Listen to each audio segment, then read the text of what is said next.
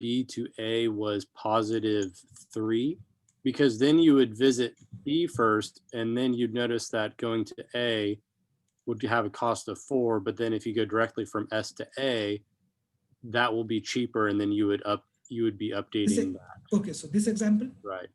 okay, Yes. let's do that. Vamsi, just give me a second. So we have this. Our priority queue then starts from S, gets A and B. A is a value of 3, B is a value of 1. And since all of these are positive weights, we know that Dijkstra will always work. And since this is a priority queue, B goes up top, right? So B goes here and we explore B. B gets a value of 1. And from B, we go to A. And now the next value of A is not yet explored, but we expand B to get a value of A is 1 plus 3, that is 4, right? And so in that scenario, we are always going to explore this particular node of A with a value of 3. So for S to A is 3, S to B is 1, and B to A is 3. It would be a graph that looks like this, that S to B and S to A. Okay, gotcha. Yeah, because you found another path to A, but it's going to go behind it in the priority queue. Exactly, Because because we are it takes assuming longer. that, because that is the thing, that is a very nice example, because that is the reason behind is, since we are using BFS, it just assumes that if we have found a particular vertex first, it will always have a smaller distance.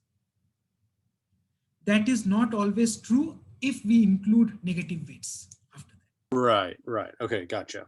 Exactly. So which would suit more without prior knowledge on a dynamically changing graph, very high number of vertices, edges, Dijkstra's or Bellman? As far as I understand the performance of Bellman. Okay, so Vamsi, when you say a dynamically changing graph, we have a graph that, let's just assume the easier version of a dynamically changing graph, that is the edges change, but the vertices are still the same number of vertices. Let's just assume that, let's not think about vertices changing. So if we have edges that are changing or the connectivity is changing, remember that Bellman requires that we update all vertices every time. Dijkstra would not update a vertex if we have already explored it. So in that scenario, if my connectivity is changing, it can be that my new connectivity has a smaller path, even if all of those are positive weights. It can be that my new graph has a smaller path or a new path to a particular vertex that we had already explored before. So in that scenario, would it be better for me to ignore that vertex, or would it be better to update that vertex while it changes? What do you think? So that is Dijkstra that ignores the previous vertex, previously explored vertex, or Bellman that updates every vertex every time but requires more time.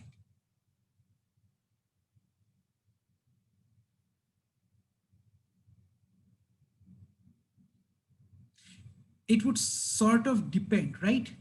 If I do not care about my previously discovered vertices and their distances, let's say that I am a robot that is traveling in Mars and Mars has all of these volcanic eruptions going on, right?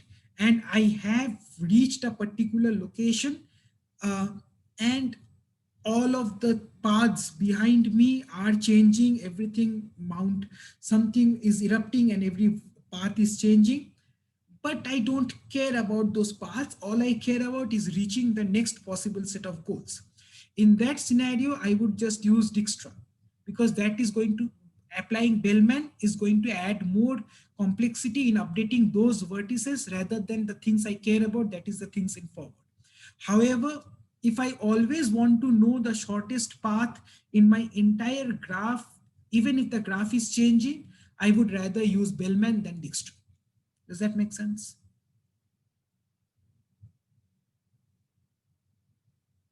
Cool.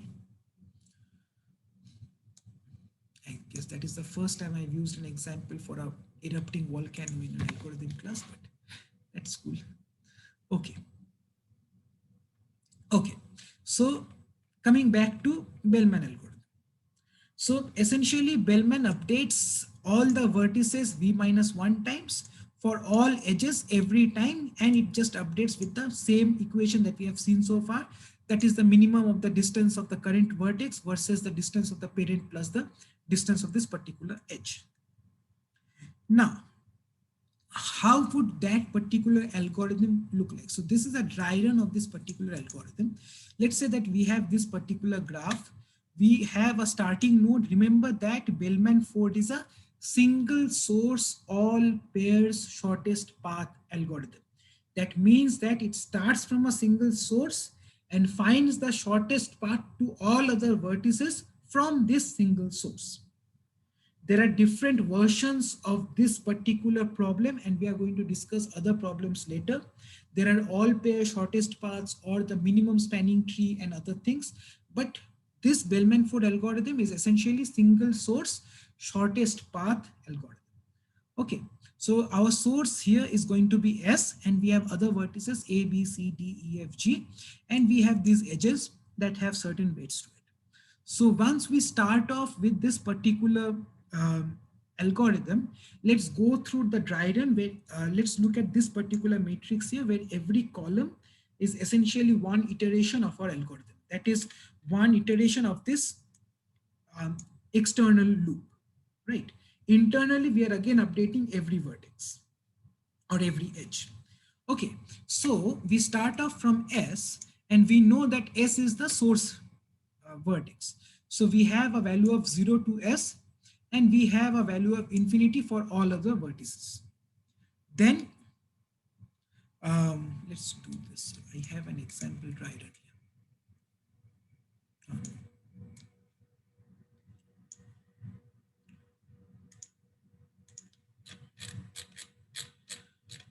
Okay.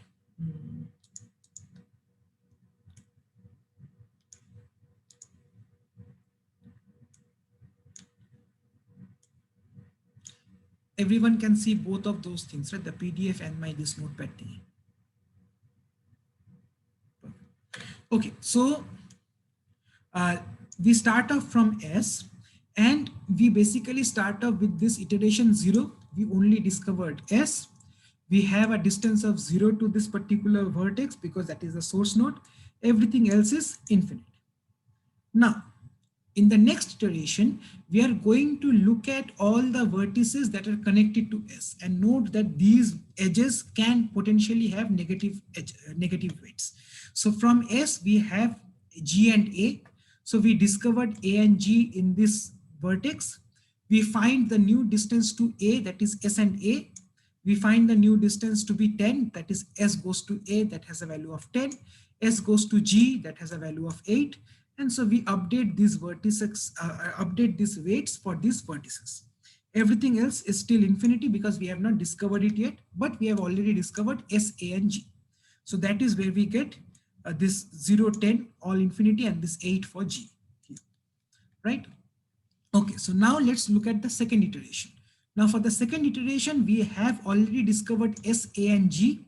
And now basically we are going to look at vertices that are adjacent to these three vertices S, A, and G. So from S, A, and G, from S we have already covered A and G, that's fine. From G we have F, from A we have E, and I think that's it. Right, so the next things that we have is F and E. So we up.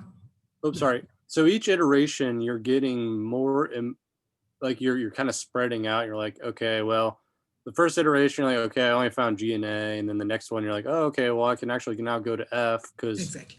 Okay, gotcha. Okay. Right, and but notice one thing, that while we are increasing our search area, so to speak, we are also updating these vertices again and again in case we find negative vertices. So keep that in mind as well, right? So from S we have F, right? So S to G, G to F, that is 8 plus 1, that is 9. So F becomes the value 9. We have E, that is S to A to E, that is 10 plus 2, we get a value of 12. G was already there, so that has a value of 8. So essentially what we did here was we had S comma A, we had S comma G, that had the values 10, that had the value 8. And then we explored a bit further to get SAE and SGF with the values of 12 and 9. These asterisks in right next to these numbers mean that these are the newest values that have been updated. Just keep that in mind. That is interesting because the next time we look at A becomes 5, right? Okay. So now let's look at iteration number 3. That is this particular iteration here. Now we had covered S, A, G, F, E, right? Now we are going to find other vertices connecting to it. So from E we have B, and I think, yes, I think only this one particular vertex is discovered here. However, we now discover more and more things. Now from let's see, from F to A we have a distance of -4, and basically this particular we now have access to this particular vertex, and we know that we can get to S to F using 9, so or a distance of 9. So 9 minus 4 gets us S, G, F, and A. That gets us a new distance of 5. Because we actually discovered a distance to F with a value of 9 in the earlier iteration, that is why we are using that particular value of 9 with this particular value of F to A to get a new value, updated value of 5. So S's value gets updated to 5, even though we have covered S before, or sorry, A before. Similarly, we now discover B. B can now be discovered from S to A to E to B. So B can be found from SAEB. So now we get a distance of 10. Because B is only discoverable from E, and the only vertex that we can achieve B from is from E, and we know that the distance to E is 12. 12 minus 2 gets us the value 10. C and D is infinite, that is fine. E is also updated because we find a new path to E. So initially the path to E was S, A, and E. So S to A to E, so that was 12. But now we have a new path to E because we have already discovered F.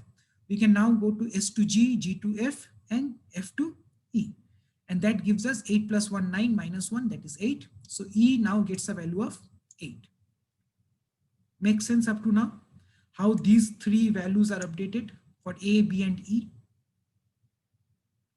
Although we have explored A and E, we are now updating A and E again because we have discovered more vertices where those vertices have negative edges to those vertices, and that updates our original values. Iteration 4 then becomes, for these particular vertices, we had already covered S, A, B, E, F, and G, but now we also discover C because C is connected from B to C. So we have this particular vertex connecting to from B to C. So in our previous iteration, we just updated 3 vertices, right? A, B, and E. So stands to reason that all of those vertices that are connected to these vertices that have been updated will now potentially change their values.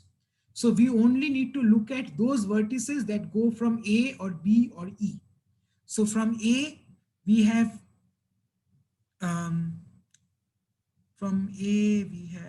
let's start with, are we doing B first? Okay, so from A, we have the value of E.